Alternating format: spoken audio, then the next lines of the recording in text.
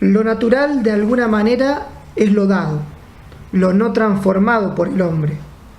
Pero hoy pareciera que todo, de alguna u otra manera, fue transformado por el hombre. ¿Podemos igualmente seguir hablando de naturaleza? Muy bien, esta es una pregunta que nos sirve para aclarar desde otro ángulo el concepto de naturaleza que hemos propuesto. Todo lo natural ha sido transformado por el hombre. Esa expresión tenemos que analizarla bien. Y ha usado una palabra sumamente sugestiva, que es transformar. Y acá lo que tenemos que decir primariamente es esto. Transformar en el sentido de cambio sustancial o cambio de la forma esencial de las cosas, eso nunca. No transformación esencial. Incluida en esto la propia naturaleza humana. La actividad del hombre transforma lo dado solo en un sentido accidental. El hombre no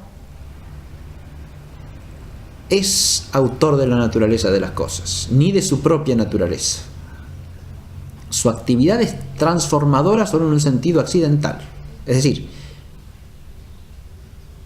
da nuevas formas a las cosas, sí, pero formas accidentales. Esto se ve claramente en lo artificial. Toda cosa artificial producida por el hombre en última instancia surge de la realidad natural. Pero no porque la realidad natural deje de ser la naturaleza que es. En cualquier esfera de la actividad productiva humana, si nosotros no partiésemos de lo natural tal como es, no podríamos producir lo artificial. A ver si me explico. Todo arte humano se vale de las cosas según su naturaleza, es decir, según las propiedades que tienen naturalmente.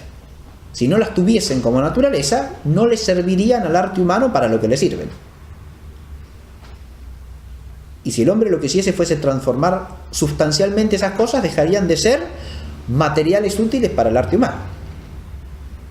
Porque la utilidad que tienen y el provecho que el hombre les saca es en virtud de su naturaleza.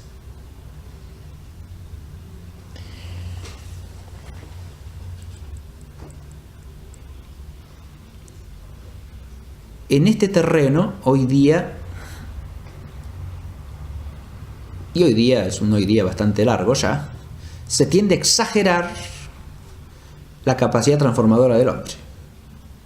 Pero eso en virtud simplemente de una deformación ideológica por la cual se quiere hacer aparecer al hombre como el demiurgo de la naturaleza o de sí mismo inclusive. El hombre va más allá de la naturaleza y hace lo que quiere. Produce, según su arbitrio, lo que le viene en gana.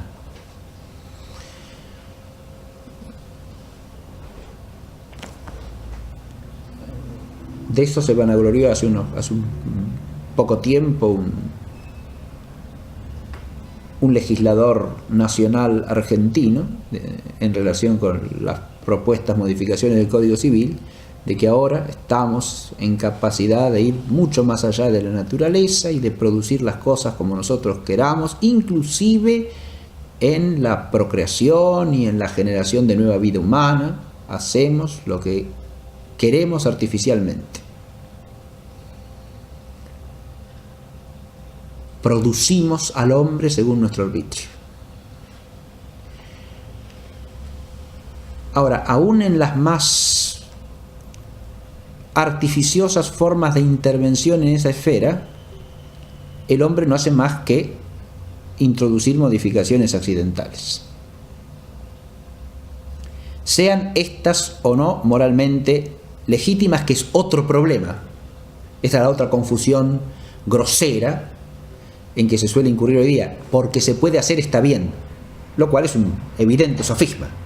El hombre puede hacer muchas cosas que no están bien. Que tenga tecnológicamente la capacidad o la potencia real de hacerlo quiere decir que debe hacerlo o que es lícito que lo haga. Es evidente que no, que si tomamos eso como principio general legitimaríamos toda clase de atrocidades. Y nadie está dispuesto a aplicarlo como principio general, pero sí se aplica como ideología generalizada, cuando se quiere y para lo que se quiere. Pero la intervención del hombre es siempre de orden accidental. Interviene en un proceso que está dado por la naturaleza y en la naturaleza. Y lo modifica accidentalmente en algún aspecto. No crea nada, sino que su intervención es siempre de orden accidental. No transformación sustancial, insisto, sino solamente modificación accidental.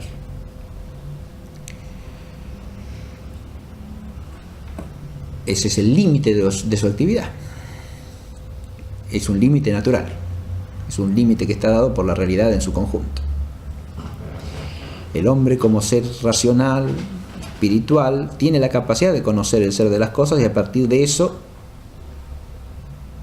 obrar sobre esa realidad que conoce racionalmente. Y esto le da la posibilidad del arte y de la transformación de las cosas a partir del arte humano. Pero esa transformación, insisto, es siempre de orden accidental. Por lo tanto, el hombre transforma todas las cosas. Sustancialmente, nada. Accidentalmente, las cosas que toca con su actividad. No todas, tampoco. El que el hombre modifique las cosas es parte, a su vez, de la realidad natural. Este es otro aspecto que tenemos que aclarar. ¿Qué quiero decir con esto? Que el hombre modifique las cosas que le están dadas es parte de la realidad natural. ¿Por qué? Porque es de la naturaleza humana que el hombre tenga como propiedad el arte, el establecer convenciones, el obrar acciones morales que se pueden obrar de una manera o de otra y que por lo tanto, en cuanto libres, no se pueden incluir sin más en la determinación de la naturaleza. El hombre puede hablar y expresar en signos convencionales de lenguajes diversos su pensamiento y su conocimiento y su voluntad. Pero todo eso en el hombre se obra por naturaleza. Es decir, todos son propiedades, el ser capaz de arte, el ser capaz de convenciones racionales, el ser capaz de acciones morales, el ser capaz de la actividad cultural. Todas son, el ser capaz de la palabra, todas son propiedades de la naturaleza humana. Y en cuanto a realidades que se dan, en la totalidad de las cosas, son realidades naturales. Una cosa es que uno diga, el producto del arte como artificio se contradistingue de la naturaleza dada al hombre. Está bien, pero que el hombre haga cosas artificiales es un hecho de la naturaleza humana. Es una propiedad de la naturaleza y es una manifestación de la naturaleza humana. Entonces no está fuera de la naturaleza. Las cosas que brotan de la naturaleza racional del hombre, que se contradistinguen de la naturaleza, no es que quedan fuera totalmente de la naturaleza. No. Son realidades que se distinguen de lo natural como dado y determinado unilateralmente, pero que brotan de una naturaleza, que es la naturaleza humana. Y por lo tanto, como hechos, son hechos naturales. Es un hecho natural que el hombre decida con libre arbitrio. Es un hecho natural que el hombre produzca cosas artificiales. Es un hecho natural que el hombre establezca convenciones sociales. Es un hecho natural que el hombre tenga que hacer el esfuerzo educador de cultivarse en orden al perfeccionamiento del hombre como hombre. Todos esos son hechos naturales. Hechos naturales, ¿qué quiere decir? Que se dan naturalmente en el hombre. Son una manifestación espontánea de la naturaleza humana.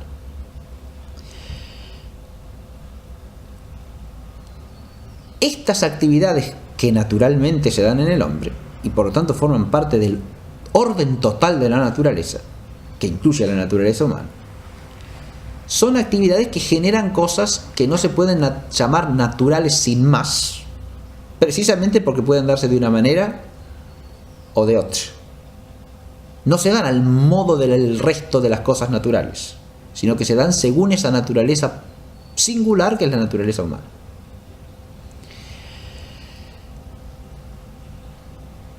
esa singularidad radica precisamente en la racionalidad o espiritualidad del hombre. Y esto nos sirve para aclarar otra cosa. La naturaleza del hombre como naturaleza espiritual es tan naturaleza como cualquier otra. O sea, la distinción entre lo natural y lo que se distingue de la naturaleza no es la distinción entre lo espiritual y lo material.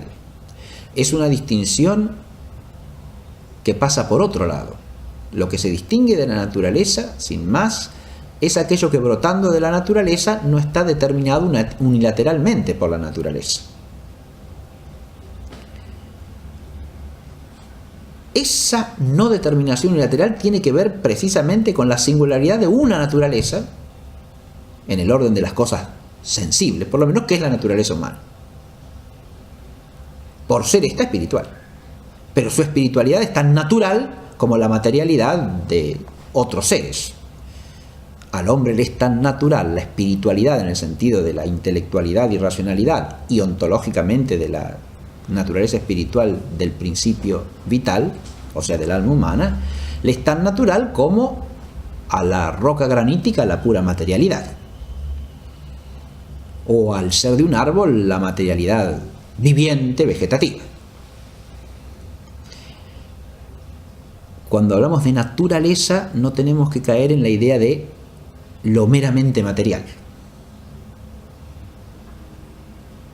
En principio lo que nos está dado como naturaleza sensible, precisamente por ser sensible, estarnos dado a la experiencia sensible, es un conjunto de realidades que tienen materialidad, pero que no necesariamente se reducen a la materialidad. Eso es lo que no pasa en el hombre, precisamente.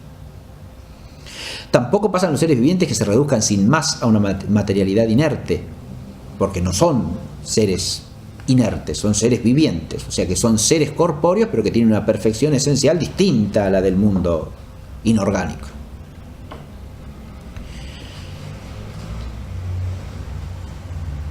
Pero cuando hablamos de naturaleza, entonces no hablamos de mera materialidad, y eso implica incluir en la naturaleza un orden, una jerarquía, unas distinciones esenciales de naturalezas. El concepto de naturaleza se dice de cada cosa según su propia esencia, ¿no? No hay una única naturaleza. El concepto de naturaleza lo tenemos que aplicar conforme a la pluralidad de naturalezas con la que nos encontramos. Podemos aclarar también otro aspecto a partir de esa pregunta.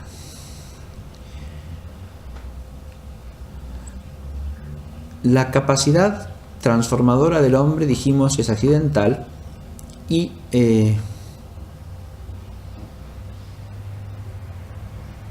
lo que no hace es cambiar sustancialmente las naturalezas como tales, incluida, insisto, la propia naturaleza del hombre. Esta naturaleza, además, la humana, es lo que limita, lo que delimita el alcance de esa capacidad transformadora, ¿no? Y como es una naturaleza finita, ese alcance no puede ser otra cosa que un alcance finito. O sea, es accidental y además es finito, nunca es ilimitado.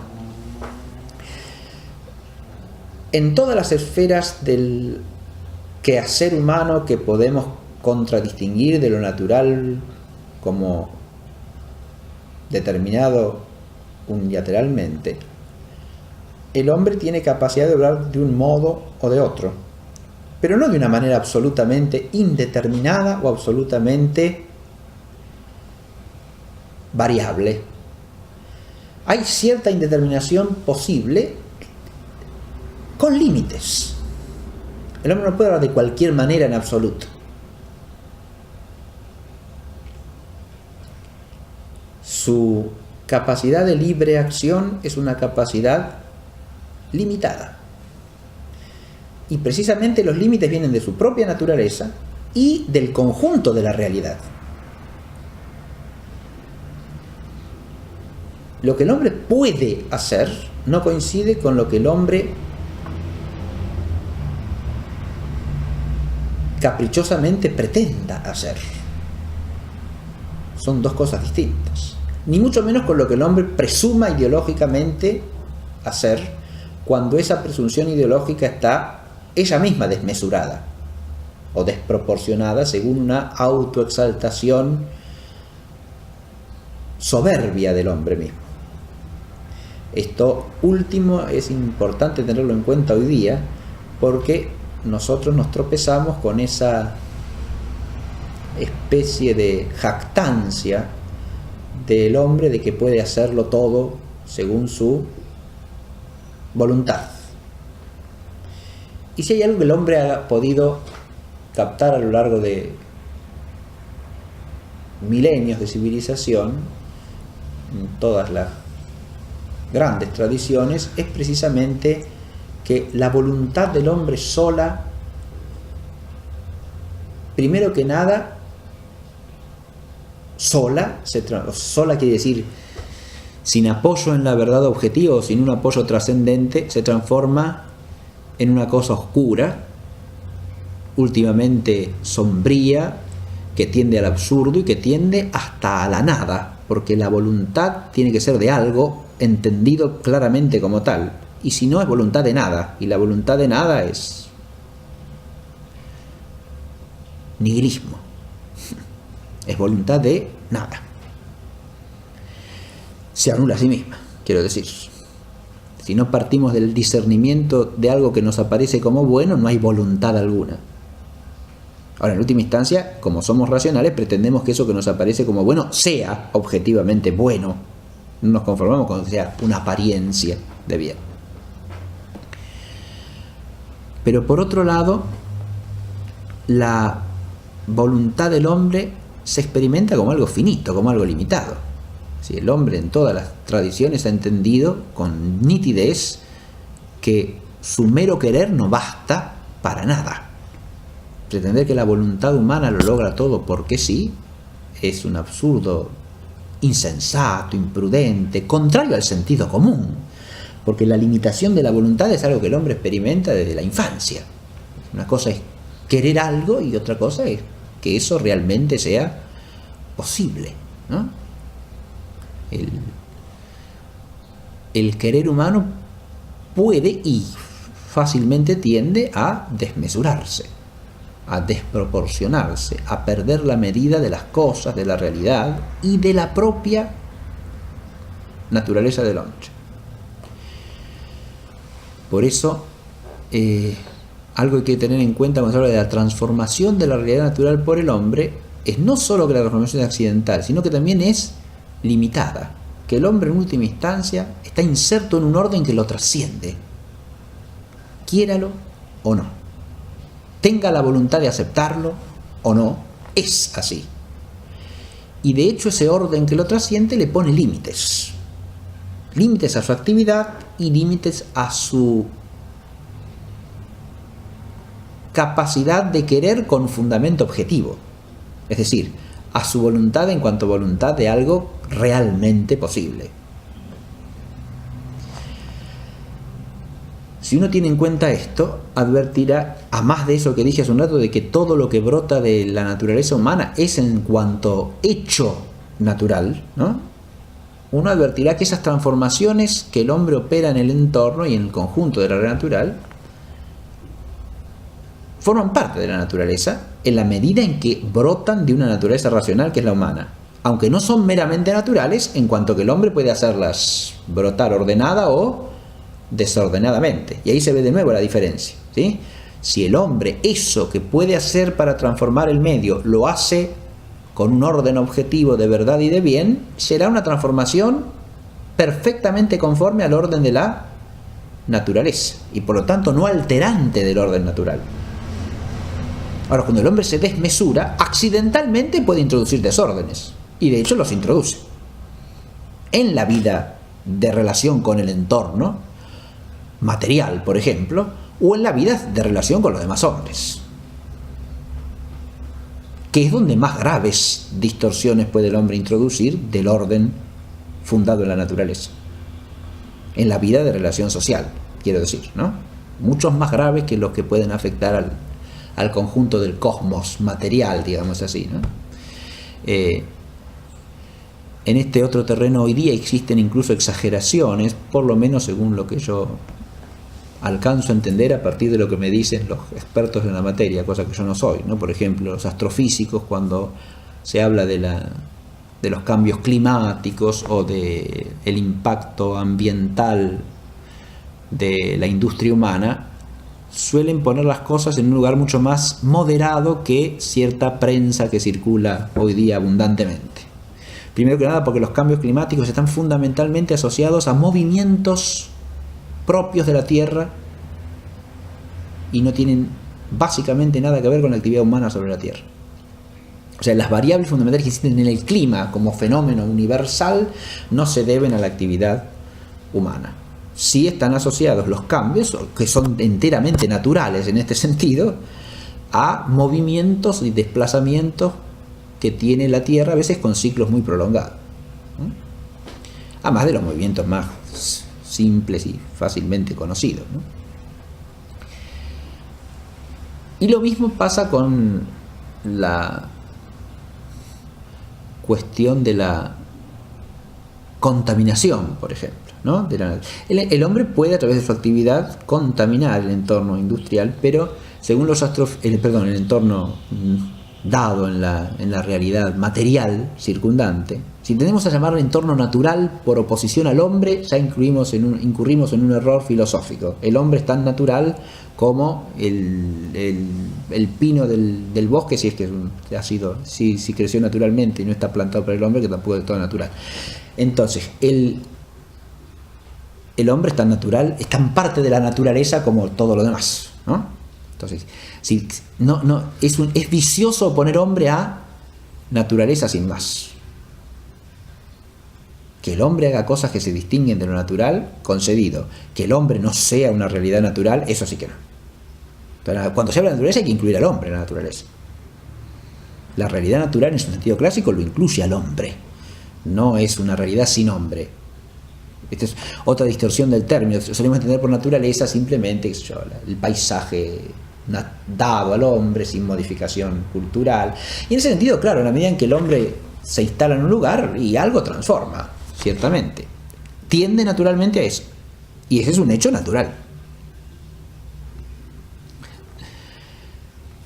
Pero la transformación, insisto, del ambiente, ¿no?, a través de la industria, eso también tiene impacto, según los estudiosos, un impacto en general más bien localizado, o sea, en torno a los grandes centros industriales y en la atmósfera superficial, pero no de tal manera tampoco que incida globalmente en el conjunto de la atmósfera terrestre, sobre todo en todas las capas de la atmósfera terrestre. Eso no se puede decir con objetividad o con rigor de ciencia, ¿no? Además, estos astrofísicos sostienen también que, y geofísicos, ¿no?, sostienen que hay cambios naturales que son mucho más contaminantes, por ejemplo, de la atmósfera que la polución industrial. Grandes erupciones volcánicas, por ejemplo, que son mucho más devastadoras del entorno material, ¿no?, con las emanaciones que producen de sustancias, ¿no?, que grandes polos industriales. Eso también hay que tener en cuenta para no caer en una especie de visión absurda según la cual existe una especie de naturaleza perfecta, ¿no?, que funciona toda bien hasta que aparece el hombre y la arruina, como si el hombre no fuera parte de la naturaleza. Empecemos por ahí. Eso tampoco es correcto. No es una visión que tiende a exagerar la influencia del hombre, yo creo, esto es una opinión, pero creo que tiende a exagerar la influencia del hombre, esa visión distorsionada, ideologizada, para hacerle creer al hombre que si él obra de otra manera, entonces las cosas van a ser absolutamente distintas. O dicho de manera, que todo depende de cómo obre el hombre y nada depende de las realidades naturales tal como existen, ¿no?, que no le ponen límite alguno al hombre en esa pretensión ideológica absurda, ¿no? Por eso a veces se presenta una visión más o menos idílica de la naturaleza no humana, como si ahí todo fuese armonía, ¿no?, ecológica, y el hombre es el que introduce la desarmonía. Pero eso tiene un punto de verdad. El hombre es capaz de obrar cosas contra el propio orden de la naturaleza, cosa que no se da en las otras naturalezas. Pero el orden de la naturaleza, tal como lo experimentamos, es un orden conflictivo, no es un orden, digamos así, sin contraposiciones o sin conflictos que lo atraviesen. La naturaleza, tal cual existe y tal cual la observamos, es una naturaleza que tiene elementos conflictivos. Es una naturaleza con antagonismo, digamos así, con contraposiciones, con dificultades, con procesos de enfrentamiento entre las realidades naturales. Es una naturaleza cuyo orden incluye el conflicto. Y pretender lo contrario es no contemplar la naturaleza, simplemente. El hombre introduce una conflictividad peculiar, que de nuevo tiene que ver con la singularidad de su naturaleza. Y ya que hemos minimizado por una parte esa posibilidad de transformación de la naturaleza, ahora digamos que el hombre tiene una responsabilidad sobre la naturaleza. Que lo que el hombre hace es responsabilidad suya sobre la naturaleza. Y eso sí se distingue de toda otra naturaleza, la naturaleza humana. Y es que su hacer y su obrar en relación con todo lo demás y con su propia naturaleza es un hacer y un obrar del cual es responsable. Tiene la responsabilidad de que lo que obre y haga sea conforme al orden que brota de la naturaleza o no. Y está llamado a realizarlo de la manera más planificante y perfectiva posible en orden al cumplimiento de su fin, del fin para el cual existe el hombre.